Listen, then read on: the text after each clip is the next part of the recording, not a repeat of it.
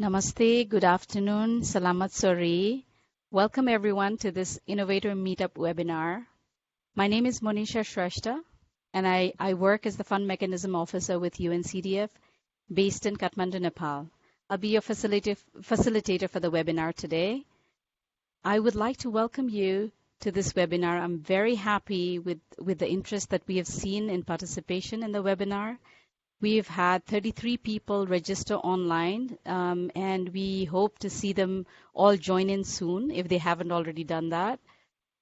I would like to introduce you our speakers for the day. We're very happy to have Fazar, who is the Vice President of Product Development from Modalco. Hello, Fazar. Hello. Hi, Monisha. Hi, everyone. And I would now like to introduce Jesse, who is the founder and CEO of Gangden Tangan. Hello, Jesse. Hello, everyone. They're both joining us from Indonesia. Thank you both for graciously agreeing to share your expertise as well as your experience with potential participants from Nepal and beyond.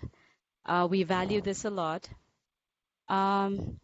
Without further ado, the goal of the webinar from our side was to encourage potential applicants to apply for the Women MSME Fintech Innovation Fund. Our objective was to provide an opportunity for these potential applicants to learn from the experiences and expertise of the winners of Micro Enterprise Innovation Fund from Indonesia, who's Modalco and Gangden Tangan. We hope that by the end of the 1-hour webinar, that the participants would have learned about innovative digital solutions and business models that the call is looking for, and that they feel confident about putting in their own applications. Now, before we begin, I would like to just go through some house rules. I'd like to let you know that we would like to keep this as informal as possible so that you get a chance, each one of you get a chance to interact with Fazar and Jesse and ask your questions. We would largely be following the flow of the agenda that I shared with you in emails. So while there are others speaking, may I request you to please turn your videos and mics in mute, but turn off your videos and keep your mics in mute, please. I still see some videos on. Thank you. Thank you. So to avoid more than one person speaking at the same time, especially when you're asking questions, I would suggest that that you please indicate in the chat box that you would like to ask a question, and I will call on you in the order that I see in the chat box. But you don't have to necessarily write the question itself. Just let me know that you want to ask a question, and I'll call on you. And please keep your questions brief so that we can maximize the Q&A time and allow more people to ask questions. Right, so with that said, I see that, okay. I see a lot of background, I hear a lot of background noise. Taraji, can you please, Suboji and Taraji, if you can please turn off your mics, I would appreciate. Thank you. Okay. Sure.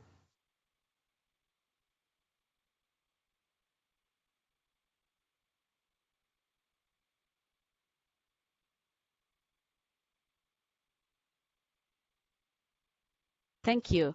So let me start by requesting Fazar to run us through your journey from ideation to prototyping, and from prototyping to piloting, starting off with what your business proposition was.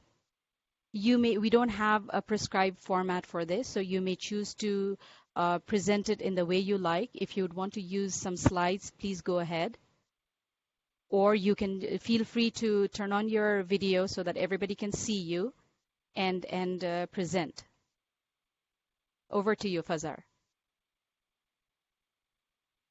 Okay. Hi, guys. Thanks, Monisha. So maybe I'll try to be brief about this. Before we go into the proposition, I guess it will uh, worth to understand a little bit about more about the FSMK, the Funding Societies Model. So we started 3 years ago. When we started, pretty much uh, we are aiming to the SME sector, so small medium enterprise. As you know, we are peer-to-peer lending. Uh, and we have been focusing on SME up to 2 billion IDR per ticket size. So that's around about 200,000 SGD, Singapore dollars, per ticket size. That's the maximum. So of course, it started from a lower amount. Now we have been doing that since years ago, and a few changes happened. So basically, uh, we focus more and more to the trade financing slash supply chain financing uh, products, because we found that there's a big gap there that the fintech technology can offer to fill the gap. And then lately, we also looking into micro. So this is actually how we got into the UNCDF challenge. So we started micro around, I think, a year ago, to try to go to like a really small ticket size loans. So these loans is for we call it waru, so like a small mom and pop shops that earns like $30 a day. So very small amount of uh, uh, kiosks. Now, what happened with this kiosk I'm is, sorry, uh, Fazar, I'm sorry. Can you yeah, repeat the size of the loan, the micro loan, please? And in the meantime, may I so, request the others to please turn off the mics because we can still hear some background noises. okay. So basically, the ticket size of the micro loans is starting from 300 Singapore dollars up to 1,000 Singapore dollars. But what happens is we started the loans through digital channels. So we are using apps, you're using Facebook, Instagram, and all that, like digital marketing. And then we found out that it's very difficult to reach out to these guys through digital because most micro entrepreneurs Mm-hmm. are still offline. So this is a bit different than the consumer market. So we have to find another way. So this is what we propose to the UNCDF challenge is that we want to do an agency-based lending. So instead of doing completely online, we we assign agents to do both sales and survey, so that at least there's a human touch. But why is still important? Because apparently what we find out is the digital is still introduce a friction to the onboarding, and secondly, they need a human touch to trust us, uh, because if you're not there, then you don't exist. So, sort of that mentality. So we started doing that, both for the sales side as well as for the field survey, and uh, and that's volume started to coming. So that's how we develop it to date. So in order to do that, of course, we need uh, some apps to enable this agency to work properly, and to do that, we do some prototyping. It's just a simple like Google Forms. We put everything in Google Forms, all the process in Google Forms. And the importance of this form is if we can create in one day, and then we will iterate as soon as we need to make some changes. And this is very easy to do, and it's very important because we change almost every time. And we can test it like once, like in every week, and every week we are going to have like different methodology of, for example, for the sales acquisition and also for the field surveyor. So I think in a nutshell, that's how we go about it. I think I'll stop. for now. Thank you, Fazar. Perhaps I should have asked you to please share a little bit about what Modalco is to begin with. I know you started off with how you started, but for the sake of those who did not know Modalco too well, perhaps if you could give us a little bit of background, even now, if it's not too late. Sure. So to give a context, Modalco is actually a Series B company. So we have raised up to 32 US I'm sorry, dollar. we can't hear you too well, Fazar. Hello, can you hear me now? Yes, better now, Okay. yes. All right. So so basically, Modalco is a Series B company. We have presence in Indonesia, Singapore, and Malaysia, with Indonesia is being the biggest presence. Up to now, we have dispersed up to more than 5 trillion IDR. So that's around, let's see, that's around 500 million US dollar, I suppose. Uh, so, no, actually, Singapore dollar, actually. Um, so we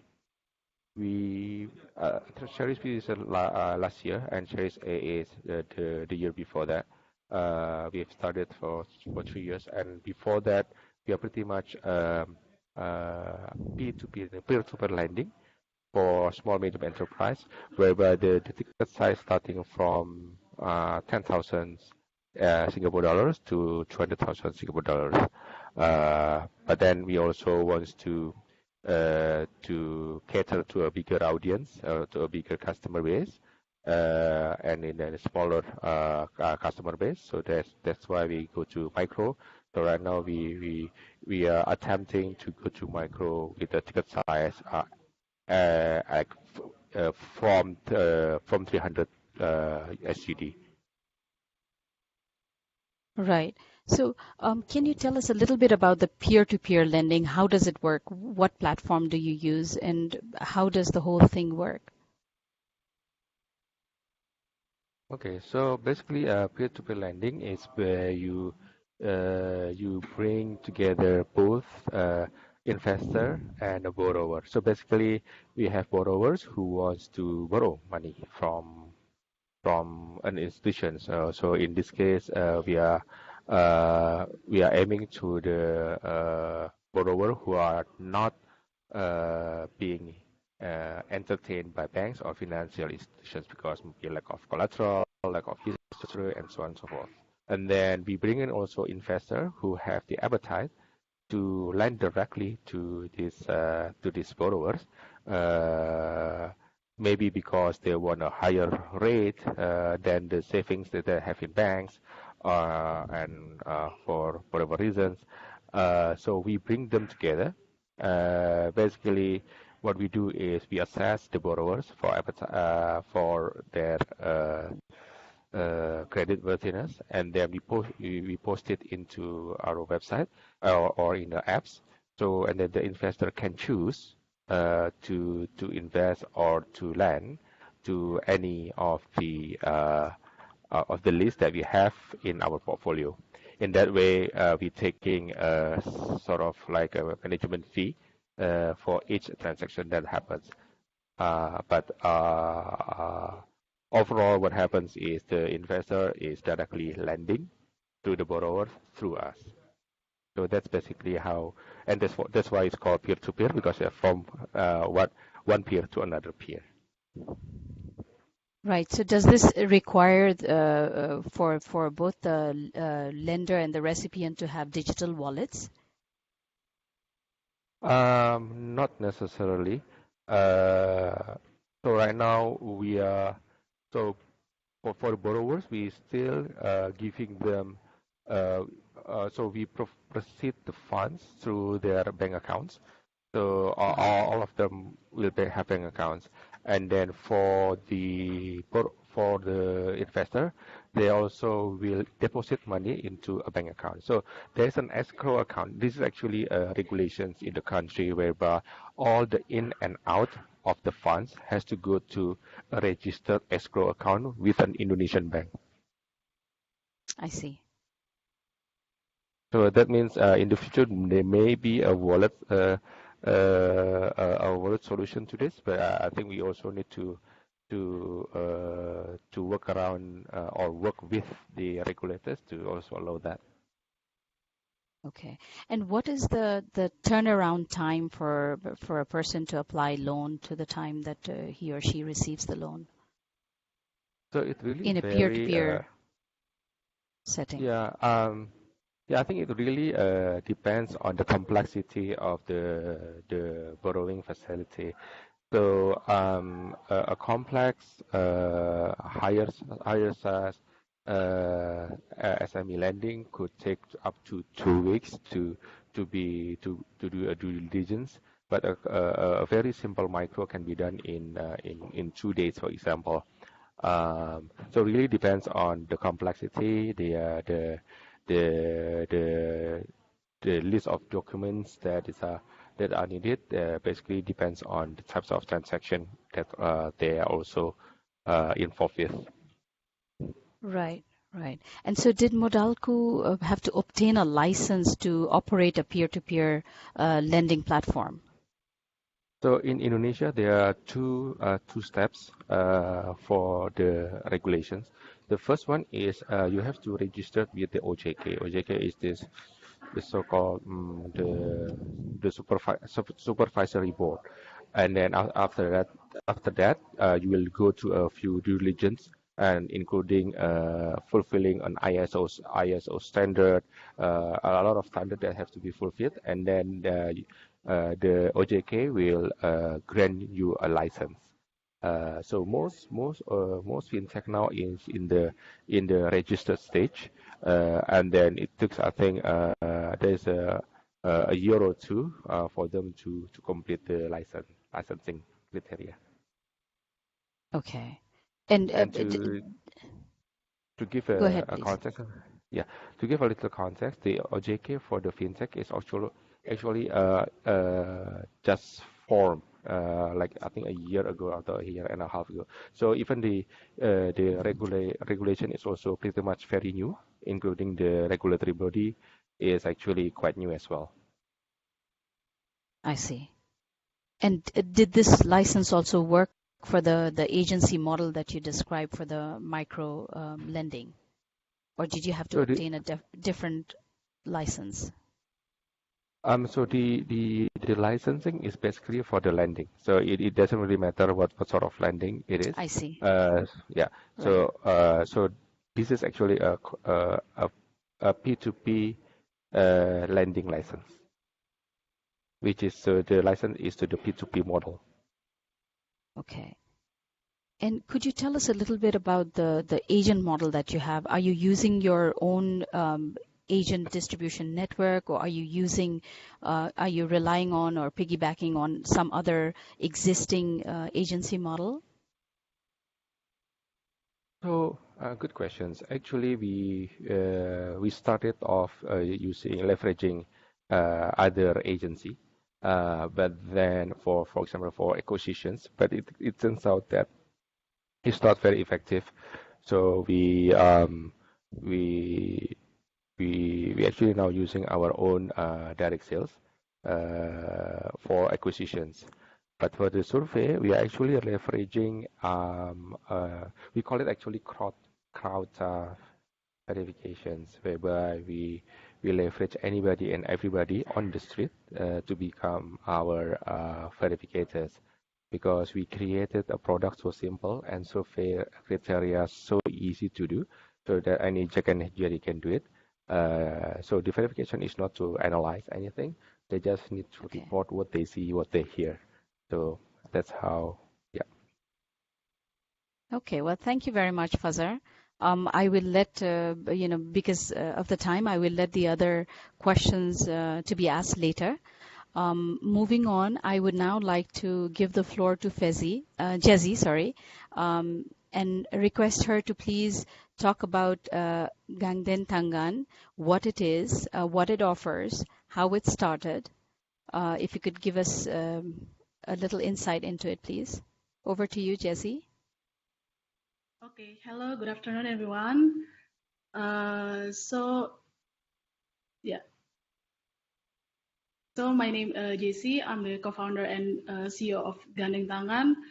And I think for easier for me to show some slides to explain about the Gandeng Tangan itself, I will share the screen if you Yes, please go ahead.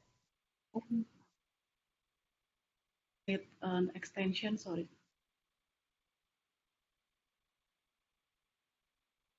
Okay, so I think to share some screen, it needs some extension or share. Maybe I will show the. I will unmute my video. Can you see my face? No. Yes, we can see you right now, So, oh, but we okay. can't see your So yeah, screen though. yeah, yeah. I cannot. I think I cannot share my slide because the button is not an extension button. So yeah, basically, Gandeng Tangan is created because we want to make an impact for day one. So from the day one, we started creating Gandeng Tangan as the peer lending, focusing for the micro businesses from the day one. So our mission is to balancing the capital flow to the bottom of the pyramid by implementing empowerment of the micro businesses. So we started as a social enterprise that we want to focusing more reducing poverty, but by using the financing scheme to the micro businesses and focusing to develop their growth. That's why that we create Gandeng Tangan. Gandeng Tangan in bahasa means hand in hand. That we helps the unbankable micro businesses to get additional capital from the crowdsource of lenders because 97% of employment in Indonesia are employed by the micro businesses, but they are having difficulty to find the financing from the traditional financial. So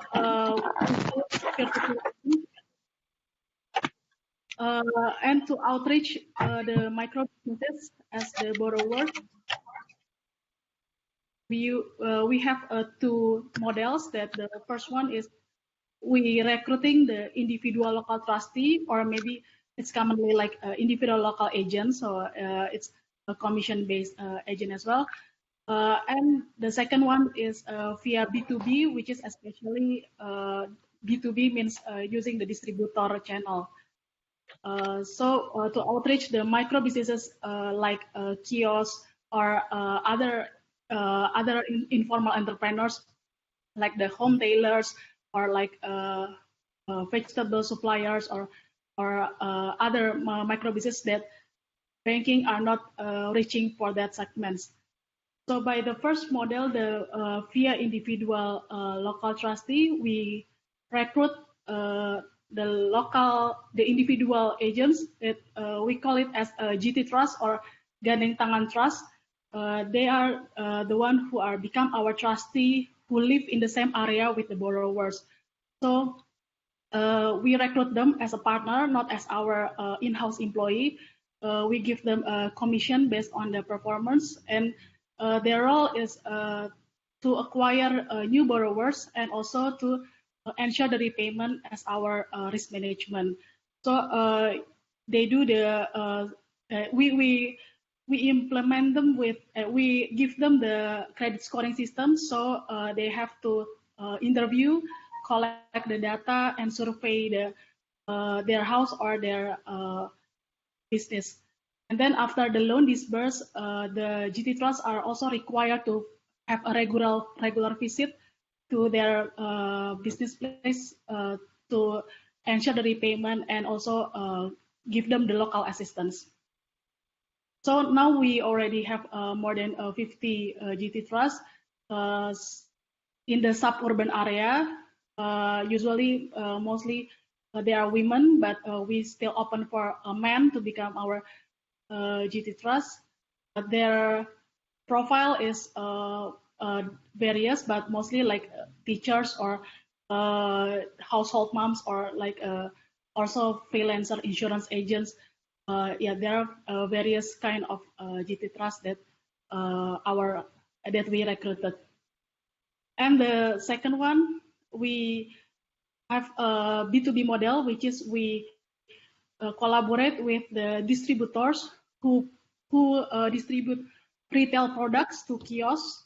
So we financing the kiosks to buy the products from the distributors, but the funds directly goes to the distributors, and the kiosk will get the products.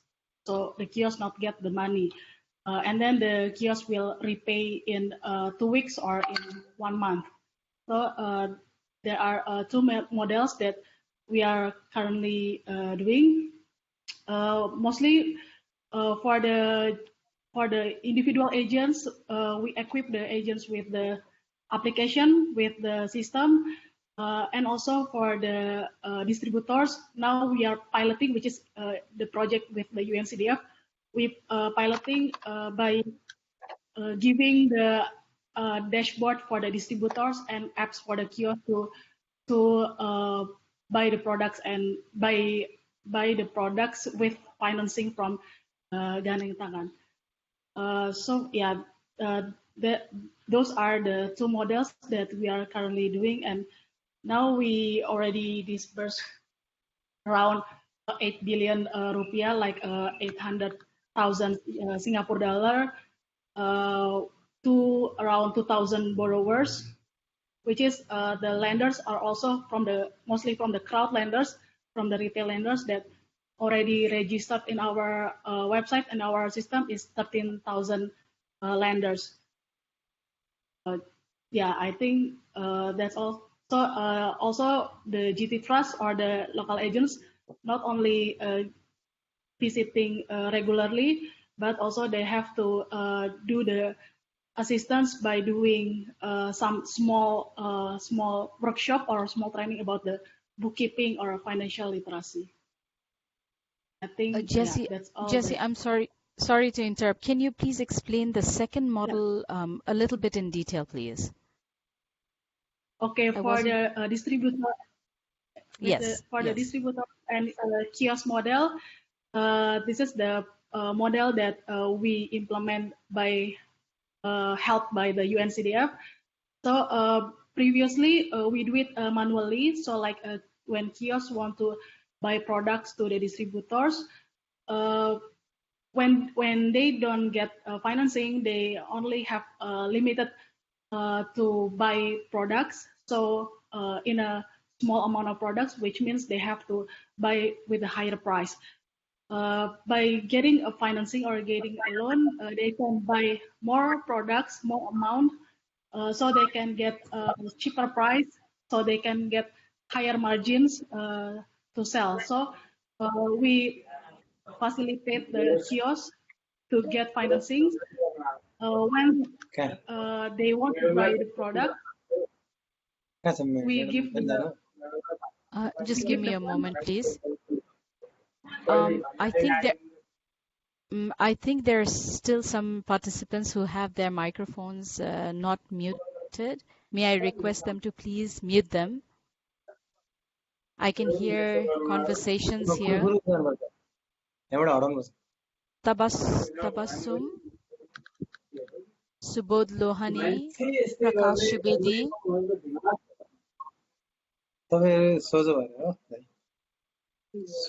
Prakash Shubedi ji. Prakash Shubedi ji, is that you, Subodh Lohani ji? Your microphones are not turned off yet. Could you please turn them off? Thank you. Sorry, Jessie, please go on. Yeah, so when the kiosks want to buy the product, kiosks also apply small loans to Gandeng Tangan, and then we will finance that product by giving the money to the distributors, and then the kiosk will get the products. And after they sell the products in 1 month or in 2 weeks, they will repay the loans. So that is the B2B that we implement, because we some kind of create the MOU with the distributors, so distributors can recommend their customers to get financing from Ganing Tangan, because it's a win-win when distributors can get higher sales and kiosks also can buy more products, which means higher margin because of cheaper price. Right. And where is the digital interface in this? Can you explain a little bit about that, Jessie? Yeah, yeah. Actually, in my slides is I have the flow of the system, but I cannot share it. So yeah, the I think kiosk will. if you don't mind, we will share the Oh, slides. If you can email it to me, I will email it to the participants. There's also been requests here in the chat box. So yes, I think that would be helpful, but maybe for now you can explain. yeah. Yeah. So the kiosk will also have an apps to when they order the products or want to buy the products. Uh, the kiosk also apply loans, and then we will verify the kiosk, the credit worthiness and the credit scoring. If it's approved, then for the kiosk uh, have a limit when they want to buy products. So kiosk will get the token that needs to be sent to the distributors when they want to product. So distributors and kiosk will exchange the token. If it's matched, Ganing Tangan will disburse the money or the loan to the distributors, and distributors can deliver the product, and distributors can withdraw the money after that. So we connect the kiosk with kiosk apps and the distributor with a dashboard. So the transaction we can match the transaction between kiosk and the distributors, and Ganing Tangan will disburse the money to the distributors when distributors deliver the product. Basically, generally something like that. Great, thank you, Jessie. Thank you very much, both of you. I would now like to open the floor for question and answer. If you would like to, I don't have anybody writing that they would like to ask a question here. So for now, because it's not in queue, please, anybody feel free to ask a question. And please mention who the question is for. Hi, everyone. Thanks for the great presentations. My question is actually for both of you. Could you maybe, my name is Razin Mustafiz and I'm from Bangladesh. Could you maybe talk about how you went about validating some of the user demand or just like testing your product or service with your users before going to market? If you did do any user testing?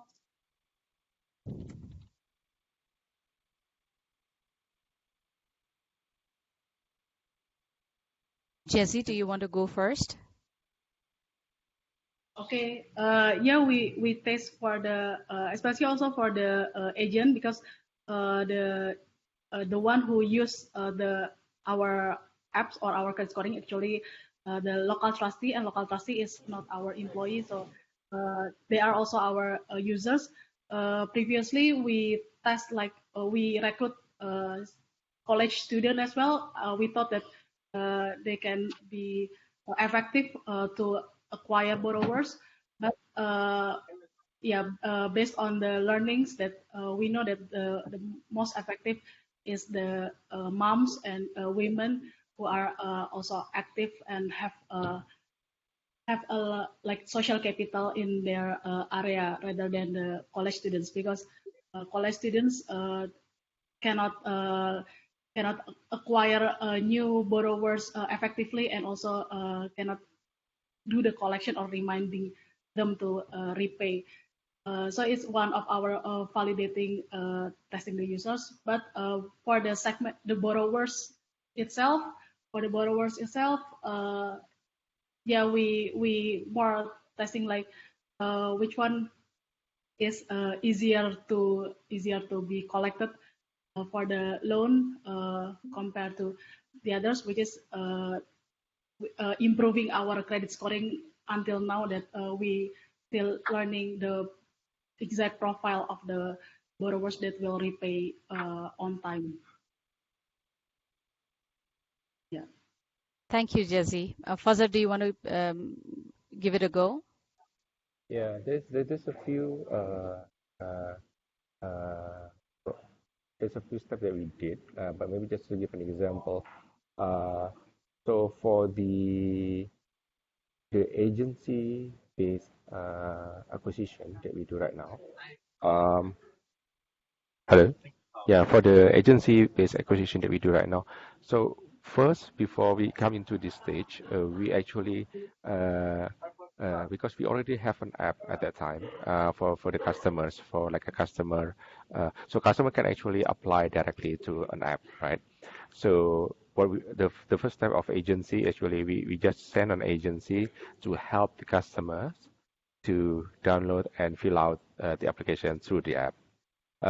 But what we quickly found that this is very difficult to do because it's difficult to get them to fill out and spend time to download, etc. There's an internet problem. There is the document is not their problem, and so on and so forth. So we finally decided, so we shouldn't ask the agency to force the customers to do the online applications, but instead the process should happen in agents. So because agents actually can do all of the work and only require the customers to download the app and continue with the disbursements and maintain the repayment through the app. So basically, we are lowering the friction of customer acquisition by only requiring them to use our app only when they are approved. So of course, this happens like after a few trial and error.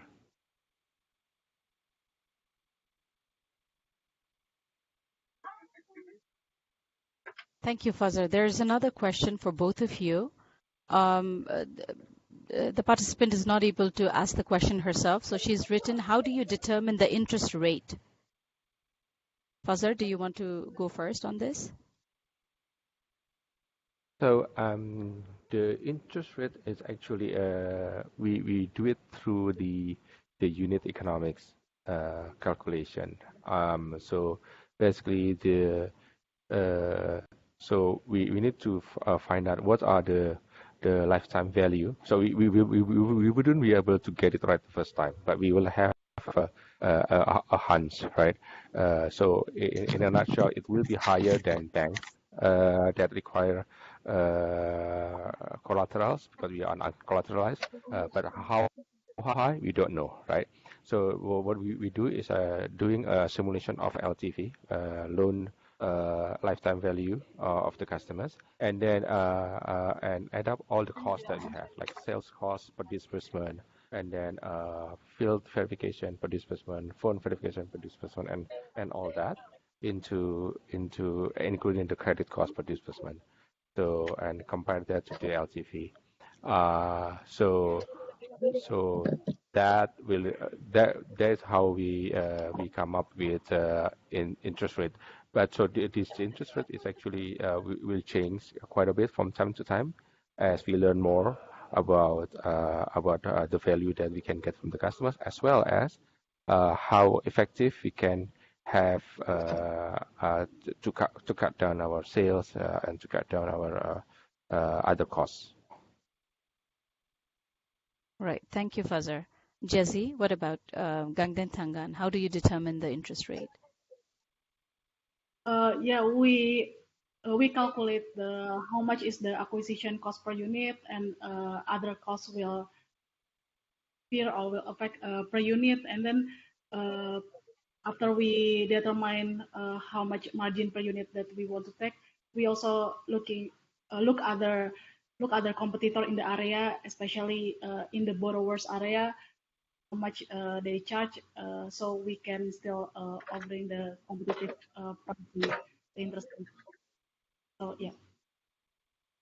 Right. Thank you. Moushami, you had a question. Do you want to go ahead and ask?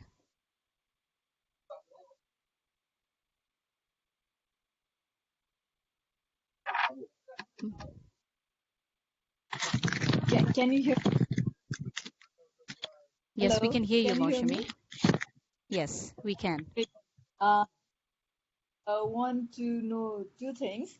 Like how you manage to convince women, to start using this app, and how they became active?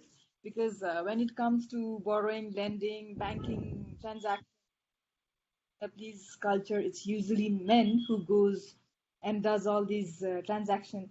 But I'm just trying to hear your learning, how you manage to convince women and capture your target group. And in case of collateral, how, because it's mostly online and all. So do you take collateral or some kind of a guarantee when you're doing the? Yeah, thank you. Jesse, do you want to go first on this? Okay. To make women want to use the apps and yeah, doing some like financing, lending, borrowing. Uh, yeah, our from our experience, especially for our agents or trustee, that usually the moms or woman agents, uh, in at the first beginning, it's actually not easy because we are still at the first time we're still using web based, so you have to go to the browser, so we don't have apps. So yes, they still do it manually, like they have paper forms, and then they collect the data information from the borrowers, and they take pictures the data from the papers, and then when they get home, they will type it in the browsers in our webs.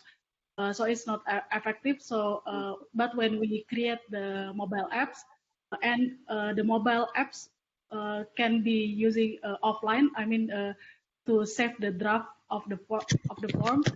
Or even they are collecting data of the borrowers in the field when the area that, don't have a good signal, uh, they still collect the data, and then the form will save in draft, even it's offline. And then when they get the good signals, the form uh, will be submitted when they get the good signals. So it's more effective. That they don't have to work two times, because when they collect data on the field and then they click submit, the data will submitted to our to the head office. So when they do the apps, we have to research the UX very carefully and testing it several times whether they understand about the UX of the apps or not. Thank you, I think that Jesse. I'm not sure where this background noise is coming from. Participants, may I request you to please check? I think it's from Tabassum. Tabassum, can you please mute your mic?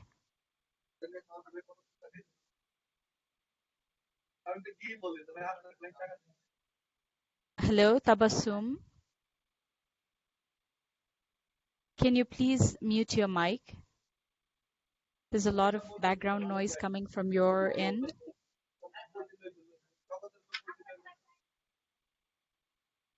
Sorry, Fazar, maybe you can answer Mausumi's question on how Yeah. do you encourage women? So in terms of encourage women, basically what we do is that we only require the customers to download our app after they are approved. So basically they have the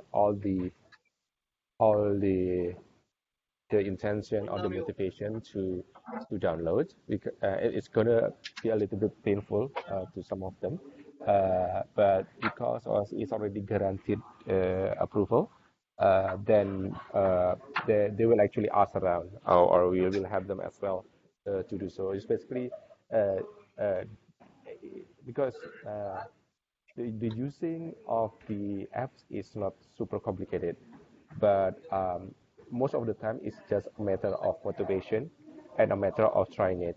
So the fact that they are approved is actually a big motivation for them to actually engage with the digital app. So that's how we did it. Great, thank you. I think Tara had another question. Tara Ji, do you want to go and ask your question?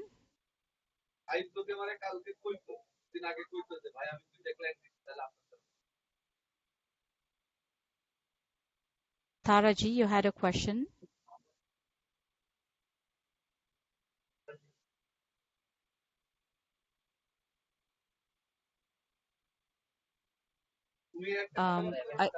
I don't know if she can hear me, but her question was, can you please share some examples that this concept made some change in your target group? I guess this question is addressed to both of you, Fazar and Jesse. Fazar, do you want to go first? Sorry, can you repeat the questions? Can you please share some examples that your concept has made some significant change in your target group?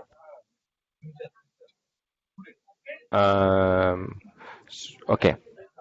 So the biggest change was to start the agency-based acquisitions.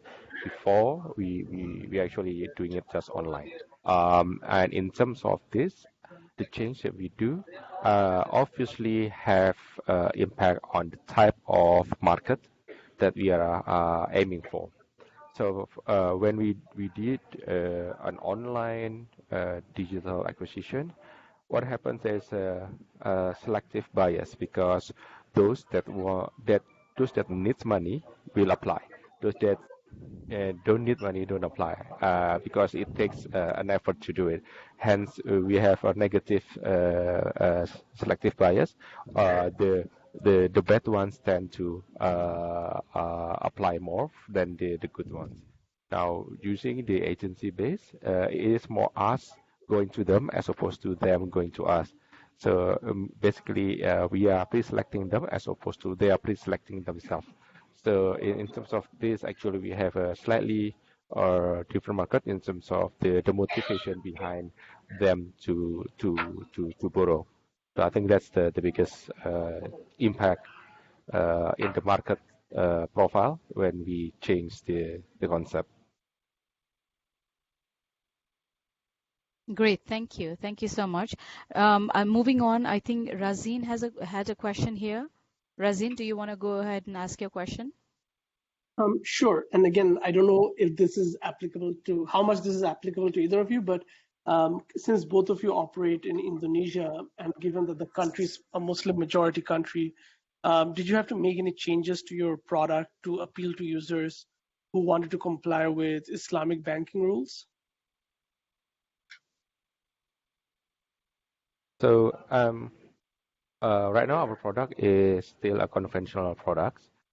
We do plan to do Sharia or Islamic concept in the near future, but we want for this to scale first before we also offer an Islamic variant to it. Yes, there is definitely a demand in the market, especially in this lower market for a Sharia business because there's a lot more emotional-based decision making as opposed to rational, and that's definitely in the plan. So in preparation for that, actually a lot of features has been made Sharia-able. For example, the way we treat the collection, the way we treat grace period, the late payment. It's very actually adopting a Sharia concept, but we don't declare it as a Sharia. We just make it that way so that we are ready one day when we turn off the key to Sharia, then it's already pretty much a lot of things are quite aligned. All right, thank you. Jesse, do you want to give it a go, please? Yeah, from the first time we implement murabahah concept, which is the Sharia compliance. But when we want to register to the OJK or the Financial Services Authority, because we don't have the Sharia advisor, so we need to choose within conventional or Sharia. So yeah, we go for conventional first. When we have the Sharia advisors and have a more procedures with Sharia compliance, actually we have the plan in the near future to to make it the Sharia compliance more properly. Thank you. Thank you. Are there any more questions from the floor? And what about the collateral? How do you do the transaction? Because here in our system, like if you're doing any lending transaction, there is some kind of a guarantee or a collateral to be kept, you know. So how do you manage that part? Okay, so basically for this lending, there is no collateral because that's actually one of the bottlenecks. These people are most of the time don't have enough assets to be collateralized.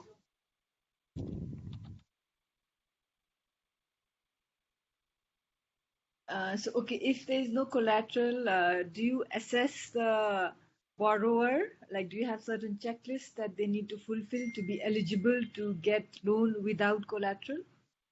How do you do that? Yeah, so various ways. So we do checking through the phones and also through the fields, including checking the neighbors as well. And we do look into their business. So we do have some criteria what business are good business from the, for example, from the look of the business, what they sell, how many they sell, etc., etc. So we are using that. That data that we collect in the field and on the phones, as well as from the neighborhoods, to be able to triangulate what sort of decision we can make about them. Thank you, Fazar. There's more question from the floor. Tara, do you want to go ahead and ask the question yourself?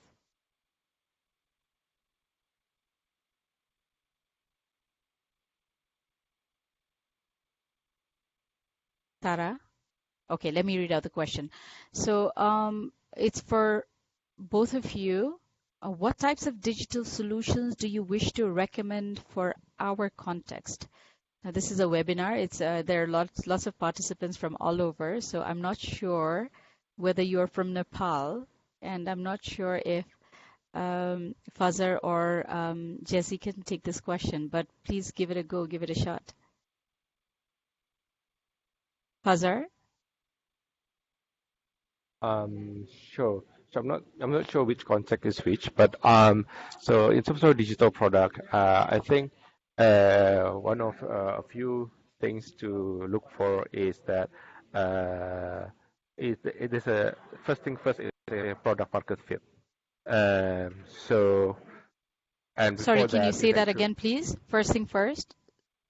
Can you first repeat thing first yourself, please? is yes. So first thing first is finding out the product to market fit. So whatever Right. whatever we provide to customers, it needs to exactly match to the needs of the market. Now the problem is also before you do that, then you need to divine the market that you would want to serve. And a lot of times we come into the pitfall of defining the market too broadly.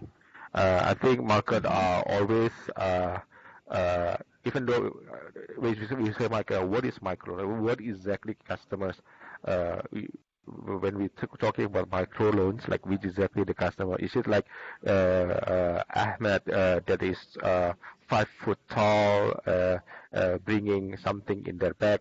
Something. It has to be like we have to be able to visualize that person and their day-to-day work, so that we are able to uh, to to have a product that fits into that role.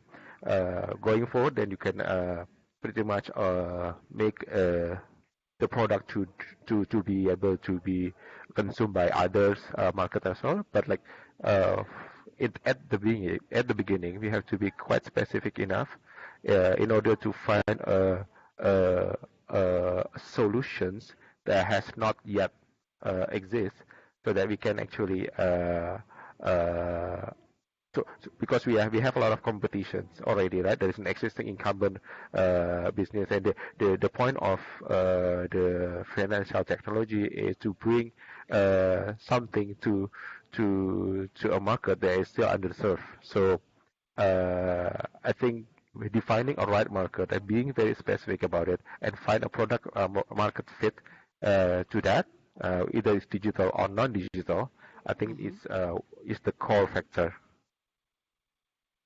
That's an excellent point, Fazar. I think it all boils down to having a human-centric design. So you start off with not the solution, but the person that you're offering the solution to, right? That's an excellent point. Jessie, over to you. Yeah, I think I agree with Fajar that which segment or which market that have the biggest pain point. So if you solve that pain point and the market is very huge, so I think there are huge opportunities to create digital solutions because the market is there. I think for the digital solution that we recommend, it depends on the which segment or which market have the biggest pain point to solve. Right. Thank you. Moving on, there's in the interest of time, perhaps this would be the last question. It's from Tiffany. So this is targeted. This is to Gangden Tangan. So her question is: when you are onboarding vendors and distributors, what were the key lessons or challenges that you faced? Jessie? Yeah, for now, For now, we are still limiting distributors for the retail. I mean, retail distributors for the grocery or basic foods, basic needs distributors. So we are not tapping like other distributors, like the big distributors like automotive or other, because what we are want to targeting to help the kiosk or the warung who actually help who actually selling the basic needs or basic food. I think the challenge for them is using the technology, because some of them still more traditional, prefer doing with paperwork. So yeah, our challenge is how to make the technology or the dashboard apps, which is make their job easier, not make their jobs more difficult. So that is the challenge. Great, thank you. There are more questions. Looks like, there's still interest from the participants for this not to end. There's a question from Lamia. Do you want to go and ask yourself? Hello. Lamia? I want to know that the fraudulent issues, if any, raised during the funding process.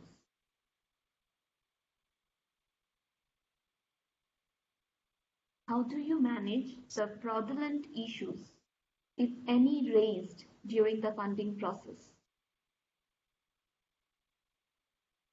So, Jessie, do you want to go first at it?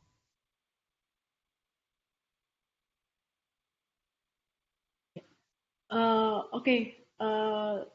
So yeah, we already recruiting the local trustee. We limit for the new trustee to only we limit the loan application for the new trustee. So we want to check whether they can responsible to their recommended borrowers or not. And then we put the commission is inside the installment, so not per loan disbursement, but they only get the commission when the borrowers repay the loan. So if the borrowers are default, they also don't get the commission. So yeah, there are several risk mitigation.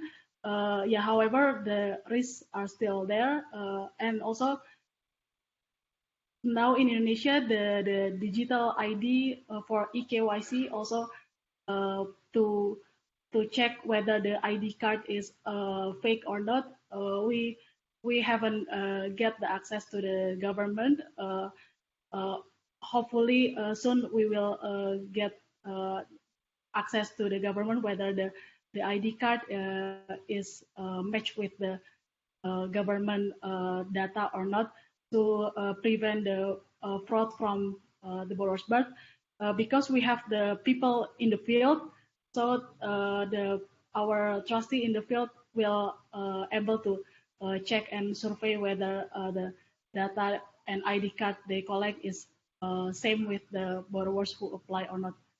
So I think the agent or the human touch is also the form of risk mitigation for the fraud. Yeah. Thank you, Jesse. Fazar, can you please respond? So, can you rephrase the questions again? What's the questions? The question was like, have you had any fraudulent issues raised, or if so, like, how do you manage that? Oh, okay. So, a few things actually happens. So, for example, in sales, apparently the one of the sales agent come back to customers and say, hey, you can pay your repayments to me in repayment times, and then we find out that that they haven't been paying their loans in our system. So we start calling them and coming to them, and they say, oh, I give it to your sales agent. Okay, so basically for this one, we consider it a criminal case. How we do it is actually give a sanction and actually let everybody knows in the sales agent that somebody has got sanctioned because they're doing this. And since it's a criminal case, we are of course quite harsh on such case. On the survey side, there's a similar structure, but we know it very quickly because for example, the result of the survey are not good enough, and the customer then we have an audit. Basically, we have an audit, like a random audit for both sales process and the survey process, and we actually find out from there that they're not doing the survey properly and actually asking for money from the whoever the customers. This rarely happen. Like one every 1,000. But this definitely has happened. And so far, what we do is preventive and curative. The curative, basically, we have an audit. The preventive is basically letting them know that if this happens, of course, there is a big sanction. So we tolerate mistake, but we don't tolerate criminals. Right. So that's the message that we deliver. Okay. Thank you, Fazar and Jesse. There's one last question from my side to both of you. I wanted to know whether, what you think about whether the innovation fund that you received from UNCDF has helped your business, and in so, like, in what way? How has it helped? Fazar, can you please go first on this one? Yeah. So basically, it has helped in a way that before it helps to like pursue this agency-based pivot because before we are pretty much an online-based process, and then to completely pivot to something that's seemingly very offline is actually a big change of mindset and a process. And with the fund, and it actually requires some resources as well, and a little bit time to test and money to test. So the funds have given us more ammunition for the project to gain more support internally as well, to have more playtime and to have more resource to play around, to find the model that fits. Because basically for this one, we almost are reinventing the wheel from scratch. So that's how the challenge, the fund has been like really useful to make this happen. That's good to know. Thank you, Fazar. Over to you, Jessie. Yeah, the funds from the UNCDF is really helps us to build and develop the new product, which is the distributor and kiosk apps. Because previously we done it manually. Previously we are focusing to the agent-based or local trustee-based borrowers. But with the funds from the UNCDF, we use it to develop a dashboard for distributors and apps for the kiosk. And we believe it can be scalable easier. Great, thank you. So it helped you introduce a different business model altogether, right? Yes. Yeah. Okay, great. So there's one comment here. It says, "Can you please share name of your app?" I think that's I'll write that available. in the chat. It's also available on their websites, if I'm not mistaken. Although I must say that it's in Bahasa Indonesia, right? Or do you have an English version of it? Yeah, it should have an Only in English. Right, right. Okay, well, thank you very much. We are way past the time. Thank you very much, both Jessie and Fazar. We really appreciate your insights and your learning, and it's been an eye opener for us to see new possibilities that has happened in Indonesia, and that can happen in Nepal, Bangladesh, or any other any of the part of the world that is not already happening. I think this has been very insightful for us. We are very grateful that you've spared your time to speak to us and to also, open up and tell us more about your experiences. We really appreciate that. And I would like to acknowledge Rani's contribution here, who has reached out to Jessie and Fazar on our behalf and made this webinar happen. Thank you to all the participants who have shown interest and, who have really keenly participated, who have made this very interactive with the very good questions that you have asked. Hope this was as fruitful to you as it has been for me personally. I would like to let you know that a recording will be made available online on the Women MSME Fintech Innovation Fund website. And if Fazar and Jessie can share any materials, any presentations that you may have, I know Jessie mentioned. So if you can share it to me in email, I can email it out to the participants. I think that will be helpful for them. Yes. We will have, thank you so much.